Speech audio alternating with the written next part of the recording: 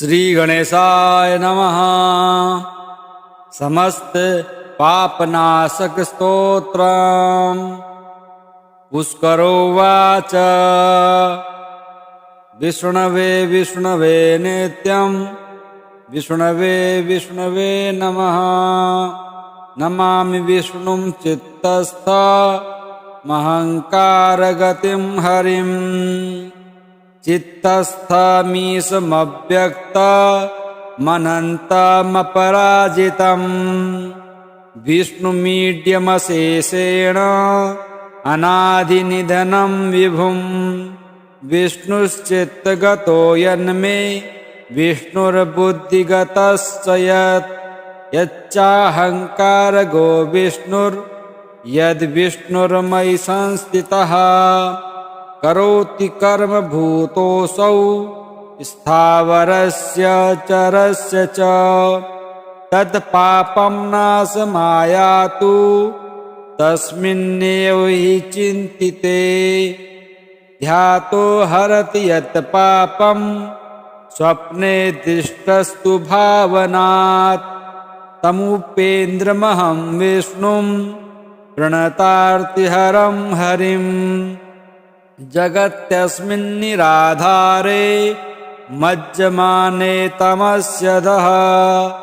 हस्तावलम्बनं विष्णु प्रणमामि परात्परम्। सर्वेश्वरेश्वर विभो परमात्मन्नदोक्षज।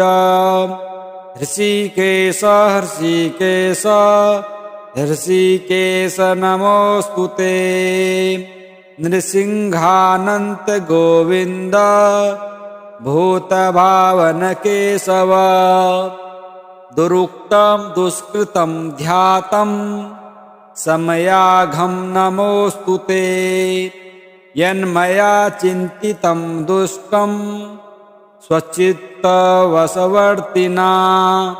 अकार्यं महदत्युग्रम् तत्क्षमं नय केशव। ब्रह्मण्यदेव गोविन्द परमार्थ परायण। जगन्नाथ जगद्धाथ पापं प्रशमयाच्युत। यथापराह्ने सायाह्ने मध्याह्ने च तथा निशि। कायेन मनसा वाचा कृतं पापमजानता। जानता च हृषीकेश पुण्डरीकाक्ष माधव। नामत्रयोच्चारणतः पापं यातु मम क्षयम्। शरीरं मे हृषीकेश पुण्डरीकाक्ष माधव। पापं प्रशमयाद्यत्वं वाकृतं मम माधव। यद्भुञ्जन् यत्स्वपंस्तिष्ठन् गच्छन् जाग्रद् यदा स्थितः। कृतवान् पापमद्याहं कायेन मनसा गिरा।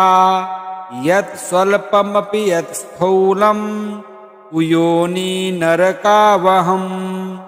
तद्यातु प्रशमं सर्वं वासुदेवानुकीर्तनात्। परं ब्रह्म परं धाम पवित्रं परमं च यत्। तस्मिन् प्रकीर्तिते विष्णौ यत् पापं तत् प्रणश्यतु। यत् प्राप्य न निवर्तन्ते गन्धस्पर्शादिवर्जितम्। सूरयस्तत्पदं विष्णोस्तत्सर्वं समयत्वघम्। पापप्रणाशनं स्तोत्रं यः पठेत् शृणुयादपि। शारीरैर्मानसैर्वाग्यैः कृतैः पापैः प्रमुच्यते। सर्वपापग्रहादिभ्यो याति विष्णोः परं पदम्। तस्मात् पापे कृतं जप्यं स्तोत्रं सर्वार्घमर्दनम्। प्रायश्चित्तमघौघानां स्तोत्रं व्रतकृते वरम् प्रायश्चित्तैः स्तोत्रजपैर्व्रतैर्नश्यति पातकम्। पुष्करोवाच विष्णवे विष्णवे नित्यम् विष्णवे विष्णवे नमः। नमामि विष्णुं चित्तस्थ महङ्कारगतिं हरिम्। चित्तस्थमीशमव्यक्तमनन्तमपराजितम् विष्णुमीड्यमशेषेण अनादिनिधनं विभुम्। विष्णुश्चित्तगतो यन्मे विष्णुर्बुद्धिगतश्च यच्चाहङ्कारगो विष्णुर्यद्विष्णुर्मयि संस्थितः।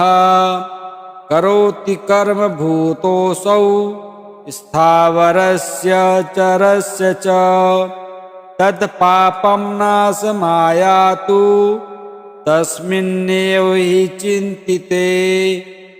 ध्यातो हरति यत् पापं स्वप्ने दृष्टस्तु भावनात् तमुपेन्द्रमहं विष्णुं प्रणतार्तिहरं हरिम्। जगत्यस्मिन्निराधारे मज्जमाने तमस्यधः हस्तावलम्बनं विष्णु प्रणमामि परात्परम्। सर्वेश्वरेश्वर विभो परमात्मन्नदोक्षज हृषीकेश हृषीकेश हृषीकेश नमोऽस्तुते। नृसिंहानन्त गोविन्द भूतभावन केशव दुरुक्तं दुष्कृतं ध्यातं समयाघं नमोऽस्तुते। यन्मया चिन्तितं दुष्टं स्वचित्तवशवर्तिना अकार्यं महदत्युग्रं तच्छमं नय केशव। ब्रह्मण्यदेव गोविन्द परमार्थपरायण जगन्नाथ जगद्धाथ पापं प्रशमयाच्युत। यथापराह्ने सायाह्ने मध्याह्ने च तथा निशि कायेन मनसा वाचा कृतं पापमजानता जानता च हृषीकेश पुण्डरीकाक्ष माधव। नामत्रयोच्चारणतः पापं यातु मम क्षयम्। शरीरं मे हृषीकेश पुण्डरीकाक्ष माधव पापं प्रशमयाद्यत्वं वाकृतं मम माधव। यद्भुञ्जन् यत्स्वपंस्तिष्ठन् गच्छन् जाग्रद् यदा स्थितः कृतवान् पापमद्याहं कायेन मनसा गिरा। यत् स्वल्पमपि यत् स्थूलम् कुयोनि नरकावहम् तद्यातु प्रशमं सर्वं वासुदेवानुकीर्तनात्। परं ब्रह्म परं धाम पवित्रं परमं च यत् तस्मिन् प्रकीर्तिते विष्णौ यत् पापं तत् प्रणश्यतु। यत् प्राप्य न निवर्तन्ते गन्धस्पर्शादिवर्जितम्। सूरयस्तत्पदं विष्णोस्तत्सर्वं समयत्वघम्। पापप्रणाशनं स्तोत्रम् यः पठेत् शृणुयादपि शारीरैर्मानसैर्वाग्यैः कृतैः पापैः प्रमुच्यते। सर्वपापग्रहादिभ्यो याति विष्णोः परं पदम्। तस्मात् पापे कृतं जप्यं स्तोत्रं सर्वार्घमर्दनम्। प्रायश्चित्तमघौघानां स्तोत्रं व्रतकृते वरम् प्रायश्चित्तैः स्तोत्रजपैर्व्रतैर्नश्यति पातकम्। पुष्करोवाच विष्णवे विष्णवे नित्यं विष्णवे विष्णवे नमः।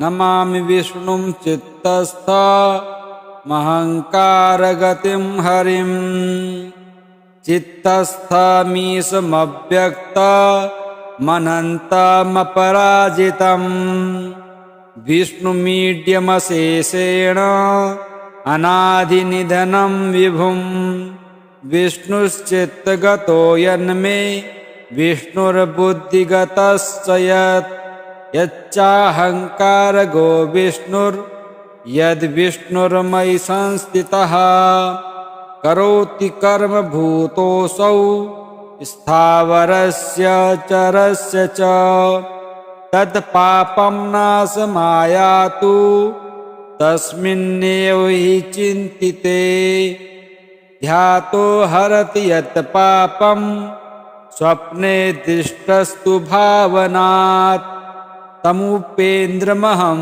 विष्णुं प्रणतार्तिहरं हरिं जगत्यस्मिन्निराधारे मज्जमाने तमस्यधः हस्तावलम्बनं विष्णु प्रणमामि परात्परम् सर्वेश्वरेश्वर विभो परमात्मन्नदोक्षज हृषीकेश हृषीकेश हृषीकेश नमोऽस्तु ते नृसिंहानन्त गोविन्द भूतभावन केशव दुरुक्तं दुष्कृतं ध्यातं समयाघं नमोऽस्तु ते यन्मया चिन्तितं दुष्टं स्वचित्तवशवर्तिना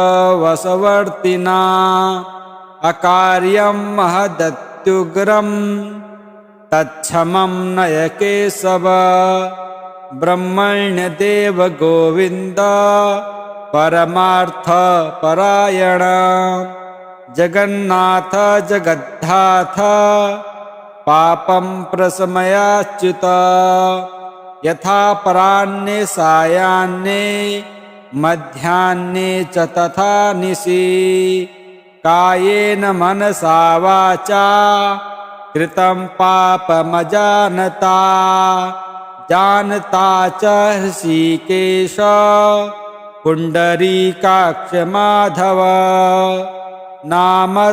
नामत्रयोच्चारणतः पापं यातु मम क्षयम् शरीरं मे हृषीकेश पुण्डरीकाक्ष माधव पापं प्रशमयाद्य त्वं वाकृतं मम माधव यद्भुञ्जन् यत्स्वपंस्तिष्ठन् गच्छन् जाग्रद् यदा स्थितः कृतवान् पापमद्याहं कायेन मनसा गिरा यत् स्वल्पमपि यत् स्थूलं कुयोनि नरकावहम् तद्यातु प्रशमं सर्वं वासुदेवानुकीर्तनात् परं ब्रह्म परं धाम पवित्रं परमं च यत् तस्मिन् प्रकीर्तिते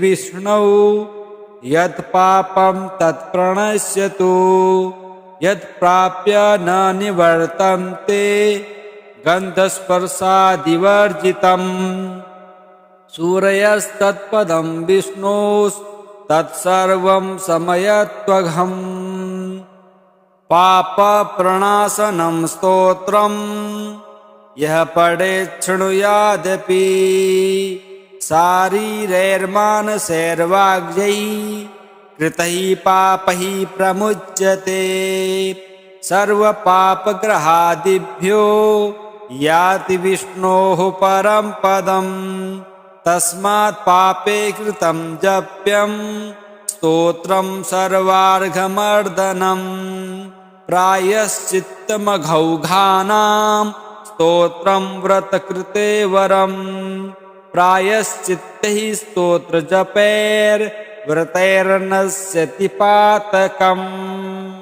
पुष्करोवाच विष्णवे विष्णवे नित्यं विष्णवे विष्णवे नमः। नमामि विष्णुं चित्तस्थ महङ्कारगतिं हरिं। चित्तस्थमीशमव्यक्तमनन्तमपराजितम् विष्णुमीड्यमशेषेण अनादिनिधनं विभुम्। विष्णुश्चित्तगतो यन्मे विष्णुर्बुद्धिगतश्च यच्चाहङ्कारगो विष्णुर्यद्विष्णुर्मयि संस्थितः। करोति कर्म भूतोऽसौ स्थावरस्य चरस्य च तत्पापं नाशमायातु तस्मिन्नेव हि चिन्तिते। ध्यातो हरति यत् पापं स्वप्ने दृष्टस्तु भावनात् तमुपेन्द्रमहं विष्णुं प्रणतार्तिहरं हरिम्। जगत्यस्मिन्निराधारे मज्जमाने तमस्यधः हस्तावलम्बनं विष्णु प्रणमामि परात्परम्। सर्वेश्वरेश्वर विभो परमात्मन्नदोक्षज हृषीकेश हृषीकेश हृषीकेश नमोऽस्तुते। नृसिंहानन्त गोविन्द भूतभावन केशव। दुरुक्तं दुष्कृतं ध्यातं समयाघं नमोऽस्तुते। यन्मया चिन्तितं दुष्टं स्वचित्तवशवर्तिना अकार्यं महदत्युग्रं तच्छमं नय केशव। ब्रह्मण्यदेव गोविन्द परमार्थपरायण जगन्नाथ जगद्धाथ पापं प्रशमयाच्युत। यथापराह्ने सायाह्ने मध्याह्ने च तथा निशि कायेन मनसा वाचा कृतं पापमजानता जानता च हृषीकेश पुण्डरीकाक्ष माधव। नामत्रयोच्चारणतः पापं यातु मम क्षयम्। शरीरं मे हृषीकेश पुण्डरीकाक्ष माधव पापं प्रशमयाद्यत्वं वाकृतं मम माधव। यद्भुञ्जन् यत्स्वपंस्तिष्ठन् गच्छन् जाग्रद् यदा स्थितः कृतवान् पापमद्याहं कायेन मनसा गिरा। यत् स्वल्पमपि यत् स्थूलं कुयोनि नरकावहं तद्यातु प्रशमं सर्वं वासुदेवानुकीर्तनात्। परं ब्रह्म परं धाम पवित्रं परमं च यत् तस्मिन् प्रकीर्तिते विष्णौ यत् पापं तत् प्रणश्यतु। यत् प्राप्य न निवर्तन्ते गन्धस्पर्शादिवर्जितम्। सूरयस्तत्पदं विष्णोस्तत्सर्वं समयत्वघम्। पापप्रणाशनं स्तोत्रं यः पठेत् शृणुयादपि शारीरैर्मानसैर्वाग्यैः कृतैः पापैः प्रमुच्यते। सर्वपापग्रहादिभ्यो याति विष्णोः परं पदम्। तस्मात् पापे कृतं जप्यं स्तोत्रं सर्वार्घमर्दनम्। प्रायश्चित्तमघौघानां स्तोत्रं व्रतकृते वरम् प्रायश्चित्तैः स्तोत्रजपैर्व्रतैर्नश्यति पातकम्। पुष्करोवाच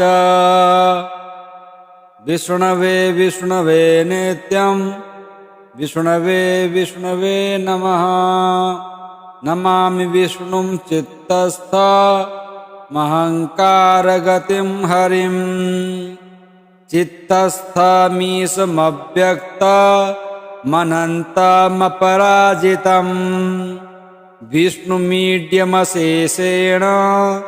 अनादिनिधनं विभुं विष्णुश्चित्तगतो यन्मे विष्णुर्बुद्धिगतश्च यच्चाहङ्कारगो विष्णुर्यद्विष्णुर्मयि संस्थितः करोति कर्म भूतोऽसौ स्थावरस्य चरस्य च तत्पापं नाशमायातु तस्मिन्नेव हि चिन्तिते ध्यातो हरति यत् पापं स्वप्ने दृष्टस्तु भावनात् तमुपेन्द्रमहं विष्णुं प्रणतार्तिहरं हरिं जगत्यस्मिन्निराधारे मज्जमाने तमस्यधः हस्तावलम्बनं विष्णु प्रणमामि परात्परम् सर्वेश्वरेश्वर विभो परमात्मन्नदोक्षज हृषीकेश हृषीकेश हृषीकेश नमोऽस्तु ते नृसिंहानन्त गोविन्द भूतभावनकेशव दुरुक्तं दुष्कृतं ध्यातं समयाघं नमोऽस्तु ते यन्मया चिन्तितं दुष्टं स्वचित्तवशवर्तिना अकार्यं महदत्युग्रं तच्छमं नय केशव ब्रह्मण्यदेव गोविन्द परमार्थपरायण जगन्नाथ जगद्धाथ पापं प्रशमयाच्युत यथापराह्ने सायाह्ने मध्याह्ने च तथा निशि कायेन मनसा वाचा कृतं पापमजानता जानता च हृषीकेश पुण्डरीकाक्ष माधव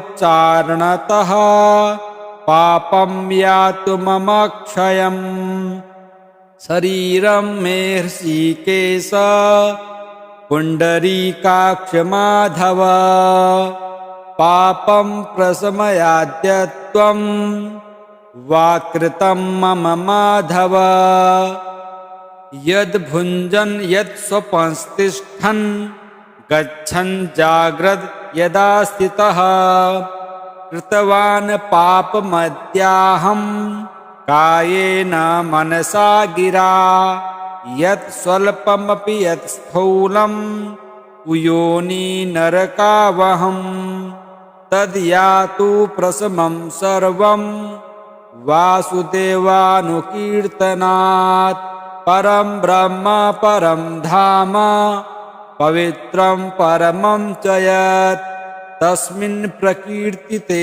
विष्णौ यत् पापं तत् प्रणश्यतु यत् प्राप्य न निवर्तन्ते गन्धस्पर्शादिवर्जितम् सूरयस्तत्पदं विष्णोस्तत्सर्वं समयत्वघम् पापप्रणाशनं स्तोत्रम् यः पठेत् शृणुयादपि शारीरैर्मानसैर्वाग्यै कृतैः पापैः प्रमुच्यते सर्वपापग्रहादिभ्यो याति विष्णोः परं पदम् तस्मात् पापे कृतं जप्यं स्तोत्रं सर्वार्घमर्दनं प्रायश्चित्तमघौघानां स्तोत्रं व्रतकृते वरम् प्रायश्चित्तैः स्तोत्रजपैर्व्रतैर्नश्यति पातकम्।